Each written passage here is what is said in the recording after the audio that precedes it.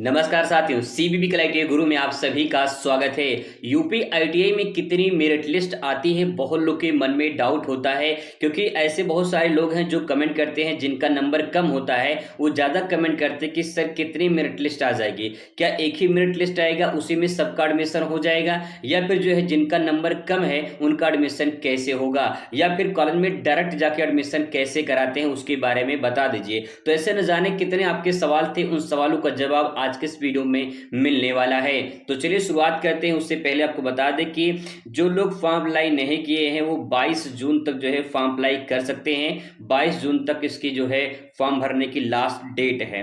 बात कर लेते हैं कि जो है कितनी मेरिट लिस्ट जारी होगी। तो दोस्तों, जो कुछ भी मैं आपको जानकारी बताऊंगा वो बिल्कुल ऑफिशियल नोटिस के द्वारा ही बताऊंगा। इस चैनल पर कोई भी फर्जी फेक न्यूज आपको नहीं बताई जाती है जिससे आपके भविष्य के साथ खिलवाड़ हो। यहाँ पे 100% सही जानकारी आप तक पहुंचाई जाती है। सबसे पहले इस ऑफिशियल वेबसाइट पर जैसे आप आएंगे तो यहाँ पे ऊपर आपको यहाँ एक ऑप्शन दिखाई देगा सीट आवंटन प्रक्रिया का। आप इसको डाउनलोड कर लीजिए। कैसे सीट आवंटन होता है ये आपको यहाँ पे देखने को मिल जाएगा। सब कुछ इसमें डिटेल में बताया गया है। अगर आप चाहें तो आप इसे यहाँ से प्रिंट आउट निकाल सकते हैं और उसे आप पढ़ सकते हैं, या चाहें तो आप ऐसे ही मोबाइल में ही पढ़ सकते हैं, कोई दिक्कत नहीं है। यहाँ पे सीट आवंटन प्रक्रिया जैसे राजकीय संस्थानों में कैसे होती है उसके बारे में यहाँ पे दिया गया है, और फिर इसके बाद जो है निजी संस्थानों में कैसे होता है वो भी यहाँ पे इंफॉर्मेशन दिया गया है। आपको कहीं भटकने की जरूरत नहीं पड़ेगी, पूरी जानकारी आपको यहाँ पे मिल जाएगी। अब बात कर लेते हैं कितनी मेरिट लिस्ट आपकी जारी होगी। तो सबसे पहले मैं आपको अपडेट कर दूं कि कितनी लिस्ट जारी होगी। तो देखिए, आपकी 4 मेरिट लिस्ट जारी होगी। आईटीआई में 4 मेरिट लिस्ट आती है और चारों की जो एडमिशन प्रोसेस होती है वो अलग अलग होती है। कैसे वो भी देख लीजिए। सबसे पहले यहाँ पे जो लिस्ट आपकी आती है, पहली लिस्ट आती है, फिर इसके बाद दूसरी आती है, फिर इसके बाद तीसरी लिस्ट आती है, फिर इसके बाद चौथी लिस्ट आती है।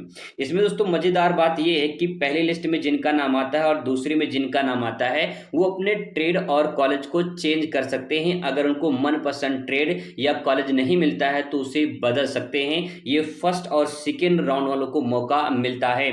तीसरे और चौथे में जिनका नाम आता है उनको चेंज करने का मौका नहीं मिलता है। ये सब कुछ इस ऑफिशियल वेबसाइट में बताया गया है, वही मैं आपको बता रहा हूं, आप खुद से भी पढ़ सकते हैं। इसके बाद दोस्तों यहाँ पे अगली जो बात ये है कि 3 मेरिट लिस्ट तक आपके ऑफिशियल वेबसाइट पर देखने को मिलेगी। इसके बाद चौथी जो लिस्ट जारी होती है ये ऑफिशियल वेबसाइट पर नहीं आती है।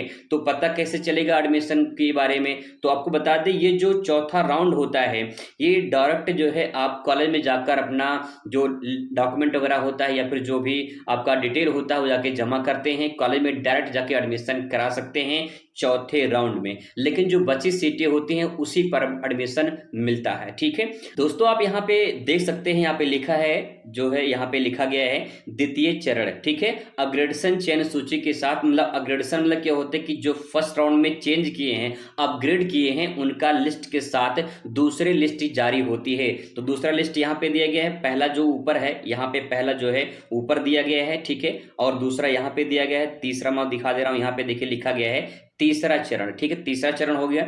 और फिर इसके बाद नीचे आएंगे तो आपको दिखाई देगा, यहाँ पे देखिए चौथा चरण लिखा गया है। ठीक है, यहाँ पे लिखा गया है चौथा चरण। ठीक है, यानी 4 मेरिट लिस्ट आपकी जारी होगी और इसमें जितने भी लिस्ट जारी होते हैं उनमें किस प्रकार से एडमिशन होता है उसका डिटेल यहाँ पे देखने को आपको मिल जाएगा। और यहाँ पे नीचे जो मैं आपको दिखा दे रहा हूँ, यहाँ पे लिखा गया है, यहाँ बताया गया है कि जो है आहाकारी शैक्षिक योग्यता को प्राप्तांक मेरिट के आधार पर एससीबीटी द्वारा 3 चरणों में आवंटन सूचियां निर्गत की जाएंगी। ठीक है, 3 चरणों में निर्गत किया जाए, मतलब जारी किया जाएगा।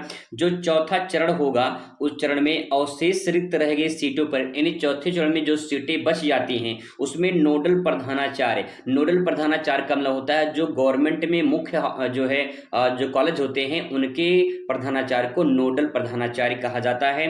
उनके द्वारा प्रवेश प्रक्रिया जो है वो किया जाएगा, संपन्न किया जाएगा। ठीक है, तो दोस्तों ये जो है नोडल प्रधानाचार्य के द्वारा जो है चौथा राउंड जो है एडमिशन प्रक्रिया होती है। देखिए यहाँ पे लिखा गया है कि कम से कम 15 दिन तक जो है ये प्रक्रिया चलती है। और इसके बाद वॉक इन सिद्धांत लिखा है। वॉक इन सिद्धांत मतलब होता है कि आप जाइए, बात करिए और बात करके अपना एडमिशन कराइए। जैसे कि इंटरव्यू होता है उसी टाइप का जो है आप बात करके एडमिशन करा सकते हैं जहाँ पे बची सीटें होती हैं। तो इस प्रकार से आपकी पूरी लिस्ट जारी होती है, आप यहाँ पे देख सकते हैं। अगर आपको डिटेल में पढ़ना है तो आप पढ़ सकते हैं। और 4 मेरिट लिस्ट आपकी जारी होगी। तो इस प्रकार से आपका एडमिशन प्रक्रिया शुरू होगा। बाकी दोस्तों आपको समय समय पे जानकारी मिलती रहेगी। अगर आपके मन में कोई और डाउट रहता है तो कमेंट जरूर करिएगा, आपका जवाब वीडियो के माध्यम से या कमेंट के माध्यम से जरूर आपको दिया जाएगा। मुलाकात करते हैं अगली वीडियो में। Thanks for watching.